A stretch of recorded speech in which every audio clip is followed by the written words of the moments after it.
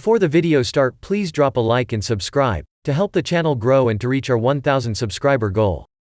Today, what we did in the video, I just posted this 10 minutes ago. So you guys have probably already seen it. I don't know if you guys watch the videos, but we got an ice cream truck and we tried kidnapping our friend's brother by being like, "Hey man, we have free ice cream, come get some," and he didn't want to fucking take the ice cream. He did good. He did so good. Yeah. It was so amazing. And the ice cream driver was like, "Come on, man. It's great ice cream. I watched your videos. I know who you are. Come in the truck. Come help me with this ice cream." And he left and he cried. And he went away and he cried. I didn't know he cried. But we were he fucking. Cries a lot. Yeah, he cries a lot. But we were really happy that was, and he was very excited at the end too, because we ended up giving him ice cream. So he got the free ice cream and he was safe. But no, I think that's another fun thing we did this week. What about you, Jason? Me? Well, I'm been taking yoga again. The other day, a robin landed Dude, on my front porch. I'm reading different topics we can talk about. I sat and looked at the robin for a while. I just let Jason talk about the stupidest shit. And I'm sorry. The robin had I'm sorry this is where you guys tune out. one blue eye and one red eye, and I'd never seen that Okay, ready? in a bird before. Yeah. Here we go. This is another question someone asked us. Okay.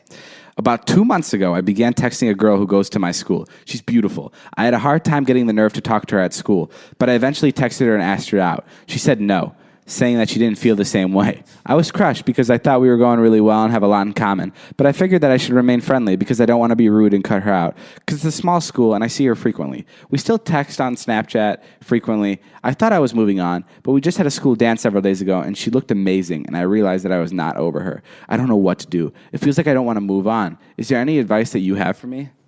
This is a move on question. How do you move on from somebody? You gotta Jason, you've done it like 18 times. Probably just get into somebody else. Really? Yeah. Find someone else, even if they're not as good as the person that you like. You'll find better qualities with a new person. One of the fucking scariest things actually happened to me. This isn't scary at all. I don't know why I'm saying it like that. But I was at my apartment, and this girl came to hook up with Dom, Sure. my roommate. And Dom ended up actually hooking up with one of her friends. Okay. And he was in the room hooking up with her, and she was sitting on the couch. Please don't forget to like, subscribe, and turn on the bell notification to get notified about new posts and to help the channel grow. And I'm like, what are you doing here? Like, why are you here to hook up with Dom? Like, he's kind of gross. Like, you can hook up with better guys. Sure. Because that's how I hype up all my friends. Yeah. And she's like, I recently just got out of a relationship, and the best way to get over someone is to get on top of someone. And I was like, oh, fuck. Oh. I was like, that's fucking intense. That's good advice then.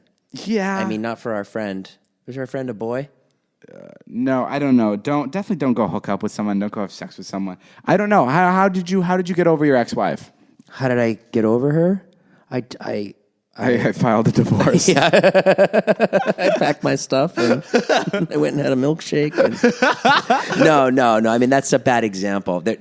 How did you get over a relationship that you didn't want to end? You know, honestly, the only thing I can say is it just takes time. You have to just sit in this awful feeling for weeks and maybe a month, and then it'll go away. But every human does it. That's what you got to cut it off. You can't even look at her. Don't be nice to her. Even if your instincts are to be like, "Oh, pretty dress, you look really pretty today." Don't say that. You think? Yeah, don't perpetuate that in your mind. You've got to completely get yourself off of her. Don't even think about her. Get into a hobby, volunteer. Do not think about this girl. Shit. You got to cut it out, man. It's like Jason, it's like a drug. Starting to cry. It's like man, when she texts you at midnight, don't fucking answer it because it's bullshit. She's a tease. Don't you think? You got to cut it out. You got to literally just. You think? Got to. It's the only way. What would your advice be? I don't know. I mean, I don't know. You're like, You've never been really into somebody. I've never really experienced that. I think it's yeah. I mean, you've never been really into somebody and they didn't want you. No. No, I mean, of course. Like, okay, so then what'd you do? That was my high school. Like, that was like. Okay, what did you do? I never confronted the girls. I was never like, I like you. Oh, you never even put yourself out there. No, I never put myself out there. Oh, so this guy's a lot braver than you. No, I mean, but I also like if I would have put myself out there and they would have said they didn't like me, I wouldn't have had a hard time getting over them because I would have been like I would have never. I've never dated someone for a while and then been like heartbroken in that sense. You've never been heartbroken that someone didn't want you, ever. I mean, so you really are a big narcissist, aren't you? No, I've genuinely never put myself out there like that. Like I've never had like in high school there was never like a girl where I was like, yeah, I really love you. I see a theme here. What is it? Yeah, you don't put yourself out there too much because you don't want to get kicked to the ground. I don't want to get hurt. Yeah, in general, I feel like you don't put yourself out there too much. Wow, that's fucking real. You really, really play it close and you calculate every move because there's been times where things are I'm like, let's do this, and you're like, nope, don't even want to try that. What do you mean? Like I've asked you to do things maybe video wise or stuff where you're like, nope, that's too annoying. I'm not going to do that. Oh, like okay, yeah. Like, I don't want to make. Yeah, I don't want to put You don't myself. look stupid. Yeah, you have a big fear of looking stupid. Yeah, of course. Did you ever? When was the last time you looked stupid? Did something traumatic happen to you? I was thinking about this the other day. Is one of my favorite parts about my childhood, I guess I would say, is people always set me straight. So like when I would make a joke and it wasn't funny, people would be like, "Dude, that's not fucking funny. You're being annoying."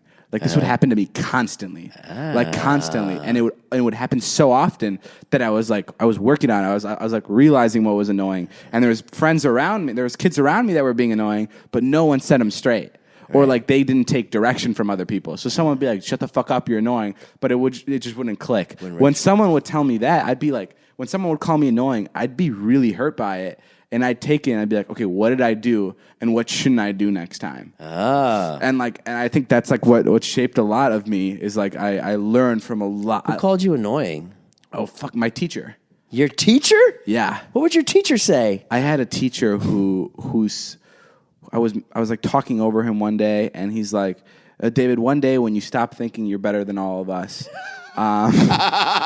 Joke's on him. Look at me now, motherfucker. So one day when you stop thinking you're better than all of us, you're going to realize, and it was and everyone in my class was You're going to realize what? I don't even remember because I just fucking tuned out the second he said it. It was like a grenade went off and it was just like this ringing in my ear. It was like, because I turned fucking red. And even everyone in my class, like it wasn't like, oh, it was like, whoa, what the fuck? Silent, yeah. Like it was really cutting. Like it was, he this is the one teacher, I think maybe there was two teachers in my entire lifetime that didn't like me. This teacher fucking despised me. Like I know because he would even go to like teachers' workrooms and he would tell the teachers that I'm friends with. Really? And those teachers would tell me, yeah, he doesn't fucking like you. Really? Yeah, he just didn't like me at all. Did you act up a lot in class though, be honest? No, I didn't act up in class. He just knew of me, and he knew like my reputation, and he was not fucking having it. You're not gonna have it. Yeah, I'm not gonna lie. Not in my class, and that's totally fine because that was an important part. Is like that like conversation. The conversations I would have with him, like like sitting me down and like making me feel like a piece of shit. Like those are important. Like it's important to be made fun of when you're a kid. It's important to like feel embarrassed and like just like it goes along with like being disciplined as a kid by your parents. Like it's the fucking most uncomfortable moments that shape you, I think. So for our friend here, that's that's good that he's going through this. Yeah, it's fucking kick ass. It gives you character, dude. It really does. Every time I read the stupid ass quote, it's always like failures are the best way to learn or some shit. Like you don't learn anything if you don't fail. Right. Like I always smile because it's like so true. It's so true. It's like you gotta fucking fuck up. And like things have to not go your way to learn. Like that's the best way to learn is to fuck up and like be embarrassed. And remember, you're a teenager and you live for free with your parents. Like, just go watch TV. Oh, dude, guys, if you're a teenager, freaking great. If you're a teenager, let me remind you of this. Like, you can literally, like, when I turned 18, I was like, fuck, I should have done a lot more crazy things. You can do a lot of stupid shit. Like, genuinely. Don't hurt anybody. Don't say this. No, I can't. No, fuck it. Like, you can do stupid shit. Don't hurt anybody, but be a goof, Like, David incites a riot. I want you to go down tomorrow. I guess there isn't. Like, light all the cars on fire in your school parking lot. Maybe there isn't like a nice way to say this where like I wouldn't be like causing like kids. Well, what's a fun thing they could do and not get in trouble? I don't know. I'm trying to think about it. I mean, you could steal a pack of cigarettes. Don't steal. Okay. I never stole. Okay, this is what I would do. We'd always light off fireworks. Okay. And what are they going to do? You know what? Go ding dong ditching. Do that. You could do that. Ding dong ditch because I don't know if they'd arrest you for that, even if you're over 18. But it's fucking weird if you're over 18.